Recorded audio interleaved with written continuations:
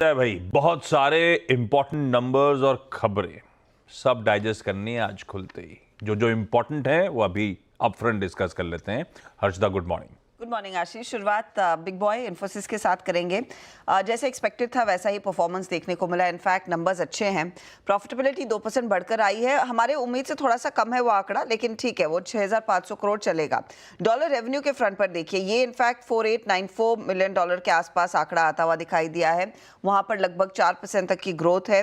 Constant currency revenue 3.1% grow होता हुआ दिखाई दिया है। 3% का अनुमान था, तो ये भी इन लाइन है। मार्जिन के फ्रंट पर अगर आप देखेंगे, मार्जिन स्टेडी है 21.1% पर। 21.34% के एक्सपेक्टेशन थी, तो उस लिहाज से परफॉर्मेंस में कोई ऐसा सरप्राइज नहीं है। जैसे मार्केट एक्सपेक्ट कर रहा था वैसे ही आया। मार्केट ये भी एक्सपेक्ट कर रहा था कि गाइडेंस बढ़ेगा, और गाइडेंस भी बढ़ा है। 3 से 4% पहला बेस था गाइडेंस का ग्रोथ के लिहाज से, रेवेन्यू ग्रोथ के लिहाज से। इसे हल्का सा बढ़ाया है। इसे 3.75% लोअर एंड पर बढ़ाया 75 बेसिस पॉइंट, और अपर एंड पर करीब आधे बेसिस पॉइंट बढ़ाया है। तो 3.75 से 4.5% की अब रेवेन्यू ग्रोथ कंपनी लेकर चल रही है। साथ ही साथ उन्होंने ये कहा है कि बेसिकली देखिए, ग्रोथ परफॉर्मेंस अच्छा है और पाइपलाइन मजबूत होने लगी है, इसीलिए हम धीरे से गाइडेंस अपना बढ़ा रहे हैं। ऑपरेटिंग मार्जिन्स में कोई बदलाव नहीं, वो 20 से 22% के बीच बरकरार रहेंगे। इस बीच कंपनी ने ये मेंशन किया है, बीएफएसआई में ग्रोथ है, बाकी सेगमेंट्स में इतनी अच्छी ग्रोथ नहीं है। और बीएफएसआई में भी खासतौर से यूएस के मार्केट में डिस्क्रिशनरी स्पेंड्स थोड़े से वापस लौटते हुए दिखाई दे रहे हैं। उससे फाइनेंशियल सर्विसेज इंप्रूव हो रही हैं। कैपिटल मार्केट की अच्छी ग्रोथ, कार्ड्स और पेमेंट बिजनेस की अच्छी ग्रोथ दरअसल ड्राइव कर रही है इन नंबर्स को। वो एक चीज हुई।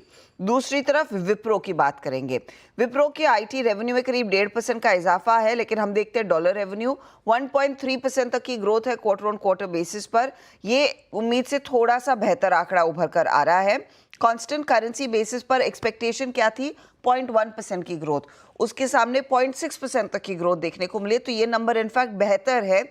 इसके बिजनेस में कुछ पिकअप देखने को मिल रहा है। 1:1 के बोनस का भी ऐलान कंपनी ने किया है। लेकिन थर्ड क्वार्टर का जो गाइडेंस है वो ओके है।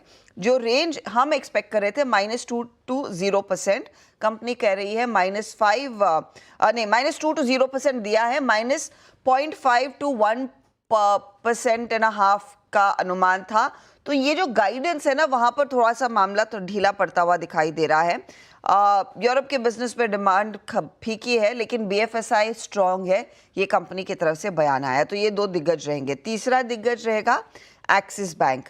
मुनाफा बेहतर है, काफी बेहतर है। 6,300 करोड़ के सामने 6,900 करोड़ के ऊपर का आंकड़ा आया है। 18% की ग्रोथ है। ब्याज से आय 10% बढ़ता हुआ दिखाई दिया है। ये हल्का सा मिस आता हुआ दिखाई दिया है। मार्जिन्स में हमने देखा है कॉन्ट्रैक्शन। पिछले क्वार्टर में 4% के मार्जिन्स थे, ये 3.99% पर आए हैं, तो कुछ प्रेशर देखने को मिला है। ग्रॉस एनपीए 1.44% पर वर्सेस 1.5%, ये ठीक है। नेट एनपीए में कोई बदलाव नहीं। कंपनी कह रही है एसेट क्वालिटी स्टेबल है। कुछ अनसिक्योर्ड एसेट्स में मामला बिगड़ रहा है, एसेट क्वालिटी को लेकर वहां पर चिंता है। एलटीआई माइंट्री मुनाफा 10% बढ़कर आया है। वैसे आप कहेंगे नंबर्स इन लाइन है, लेकिन कांस्टेंट करेंसी बेसिस पर एक मिस है। कांस्टेंट करेंसी बेसिस पर एक्सपेक्टेशन थी 2.7% की, 2.3% कंपनी ने डिलीवर किया है, और मार्जिन एब्सोल्युटली इन लाइन आए 15.5% पर। पॉलीकैब रेडार पर रखेंगे। रेवेन्यू बीट है, लेकिन मुनाफा स्लिप है। 445 करोड़ पर आया, 452 करोड़ का अनुमान था। इबिटा देखेंगे, सिर्फ 3.5% बढ़ता हुआ दिखाई दिया है। मार्जिन्स दबाव में आए हैं। 13% के मार्जिन्स का अनुमान था, 11.5% पर आते हुए दिखाई दिए। और टाटा केमिकल्स के नंबर्स पर भी नजरें रहेंगी आज, जहां पर मुनाफे में दरअसल आया है दबाव 46% का। रेवेन्यू फ्लैट है। इबिटा लेवल पर भी थोड़ा सा प्रेशर देखने को मिला, और मार्जिन्स भी कॉन्ट्रैक्ट होते हुए दिखाई दिए हैं।